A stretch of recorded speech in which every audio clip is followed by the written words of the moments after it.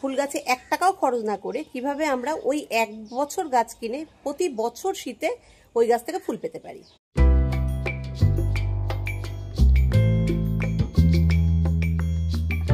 Hi friend, welcome back to my green flower house Bengali version. তা আজকে ভিডিওর topic হলো কিভাবে আমরা 1 বছর শীতের ফুল গাছ কিনে প্রতি বছর আমরা সেই গাছ থেকে ফুল পেতে পারি, ফুল গাছ আর না কিনে।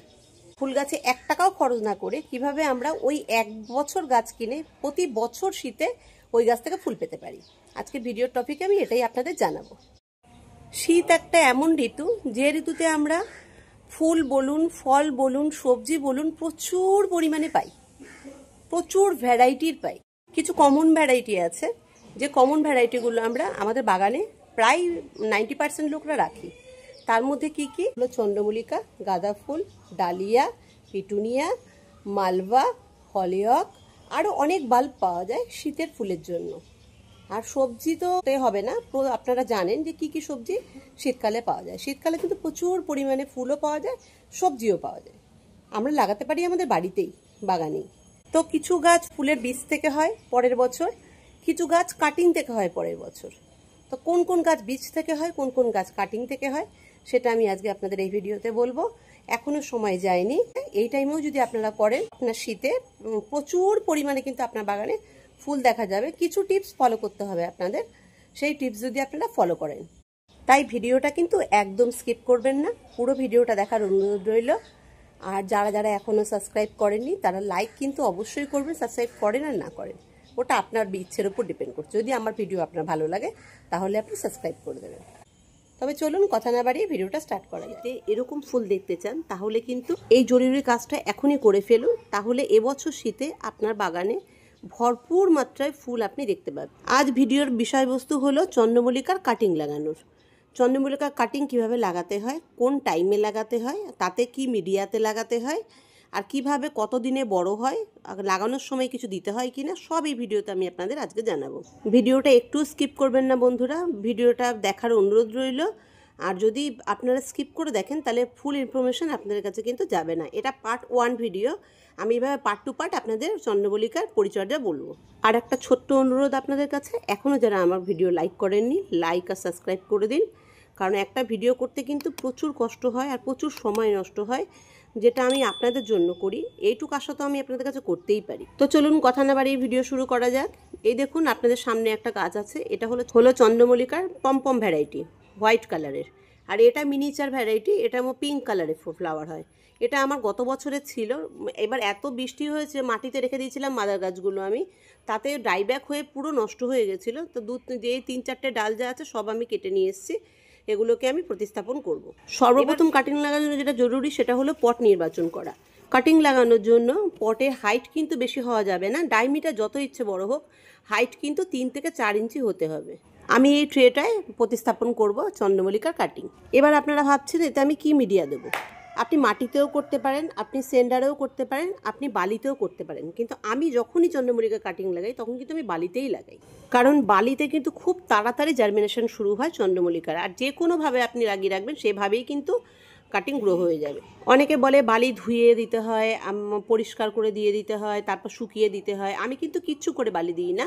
আমার বাগানে এটা ছিল, বাগানের থেকে ঢালা ছিল, ওখান থেকে এনে কিন্তু আমি পটের মধ্যে দিয়ে দিয়েছি। এর মধ্যে কিছু সেন্ডার মিক্স ছিল, তাই এই কালো কালো সেন্ডার আপনি দেখতে পাচ্ছেন। এখন আমি কি করব, এই বালিটাকে কিন্তু পুরো পাইপ দিয়ে জল দিয়ে পুরো ধুয়ে দেবো।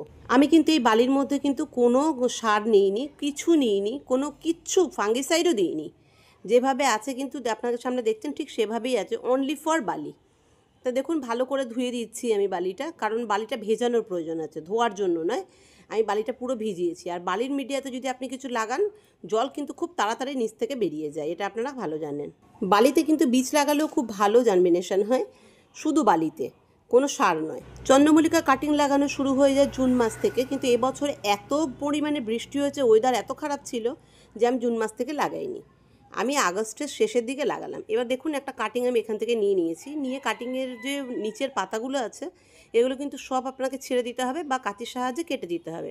আমি এক হাত দিয়ে ছিঁড়ছি, তাই আপনাদের এইভাবে লাগছে দেখতে। ওপরে 2-3টে পাতা রেখে সব পাতা ছিঁড়ে ফেলতে হবে। এবার কাটিংটা আমরা কিভাবে লাগাবো, কাটিংটা লাগানোর জন্য কিন্তু কোনো লাঠি কিংবা আঙুলের সাহায্যে আপনাকে হোল করে নিতে হবে।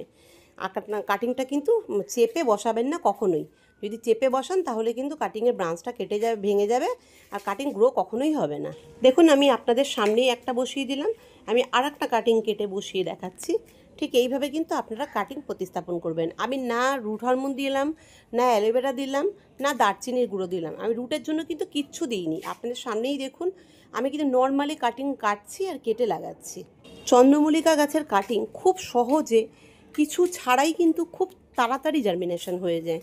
এই জার্মিনেশন করার জন্য ভিডিও করার আমার মনে হয় না প্রয়োজন আছে, কিন্তু কিছু নতুন গার্ডেনার আছে যাদের কাছে মাদার গাছ হয়তো গত বছরের আছে, কিন্তু তারা জানে না কিভাবে কাটিং লাগাতে হয় বা ওই পুরনো গাছ থেকে আবার নতুন চারা করা যায় কি না। তাদের জন্য এই ভিডিওটা আজ করা, কারণ তারা জানবে যে প্রতি বছর তাদের চন্দ্রমল্লিকা কেনার কোনো প্রয়োজন নেই যদি গাছটাকে ওরা এক বছর ঠিকঠাক ছায়াযুক্ত জায়গায় রাখতে পারে। এবার দেখুন পিঙ্ক কালারের যে মিনিচার ভ্যারাইটিটা আছে ওটা কিন্তু আমি এবার লাগিয়ে দিচ্ছি, ওটারও কাটিংগুলো লাগিয়ে দেবো। বেশি কাটিং আমার কাছে নেই, কারণ এবার মাদার গাছ খুব খারাপ হয়ে গেছে, প্রতিবার পুরো ঝাড় হয়ে যায় মাদার গাছের, কিন্তু এবছর দেখছেন তো কীরকম ডাইব্যাক আর পুরো ব্ল্যাক পুরো হয়ে গেছে। আর এই কাটিংগুলো দেওয়া যাবে না, কারণ মাথার যে কাটিংগুলো, যেটা ওপরের পোর্শনের কাটিংগুলো, সেগুলোই কিন্তু জার্মিনেশন ভালো হয়। দেখুন আমার কাছে অবশেষ যেটুক কাটিং ছিল সেটুক কিন্তু আমি লাগিয়ে দিয়েছি, আর আবার এর মধ্যে কিন্তু জল দিয়ে দিচ্ছি পুরো ধুয়ে দিয়ে। ঠিক এইভাবে নির্ভয়ে আপনারা চন্দ্রমল্লিকা কাটিংয়ে আপনারা জল দিতে পারেন। আমি কিন্তু এটা কোনো প্লাস্টিক দিয়ে কভার করব না। এবার কথা আসছে এটা কোন লোকেশনে রাখতে হবে। এটা এমন লোকেশনে রাখতে হবে শেডের নিচে, কিন্তু খোলা জায়গায়। বৃষ্টির জল এতে পড়লে কোনো প্রবলেম নেই, কিন্তু যাতে রোদ না লাগে এরম জায়গায় কিন্তু একে রেখে দিতে হবে। দেখুন এখানে আমার অনেক ক্যাকটাস আছে যেগুলো আমি শেডের নিচে রেখেছি, আর এখানে আমি এটা রেখে দিচ্ছি। শেডের নিচে মানে কিন্তু খোলা জায়গা চাই, ঘরের মধ্যে নয় কিন্তু। তো এইভাবে আপনারা 15 দিন রেখে দিন, এর জার্মিনেশন হয়ে যাবে। বন্ধুরা দেখুন আজ আমি 26 তারিখে লাগিয়েছি, আজ 8 তারিখ সেপ্টেম্বরের। 8 তারিখে দেখুন এর কাটিংগুলো কত তরতাজা লাগছে দেখতে, কত হেলদি লাগছে, দেখে মনে হচ্ছে সবকটাই জার্মিনেশন হয়ে প্রায় গেছে।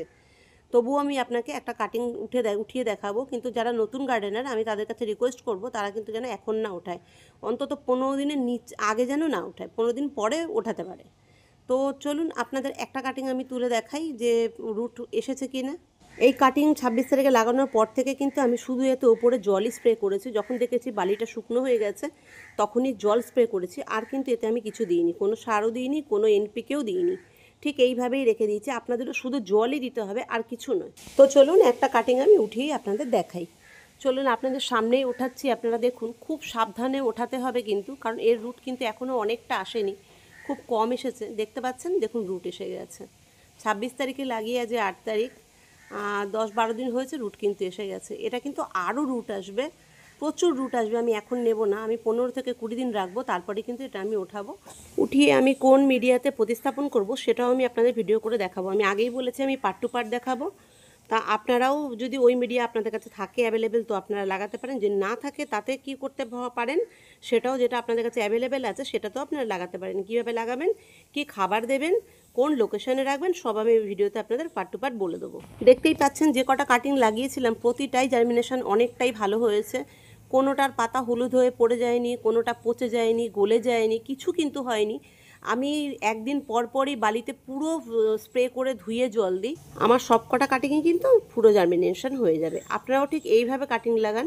যদি ডালিয়ার কাটিং থাকে তাহলে সেটাও আপনারা লাগাতে পারেন, যদি মারিগোল্ডের কাটিং থাকে গাঁদা ফুলের তাও লাগাতে পারেন। ঠিক এইভাবেই লাগাবেন, এই প্রসেসেই লাগাবেন, রুট হরমোন ছাড়া, কোনো অ্যালোভেরা ছাড়াই গ্রো। তো বন্ধুরা ভিডিওটা আজকে এ পর্যন্তই থাকলো, আবার ফিরে আসছি 10 দিন পর চন্দ্রমল্লিকার ভিডিও নিয়ে। এটা পার্ট 1 বলেছি, পার্ট 2 ভিডিও নিয়ে আমি আবার আসবো।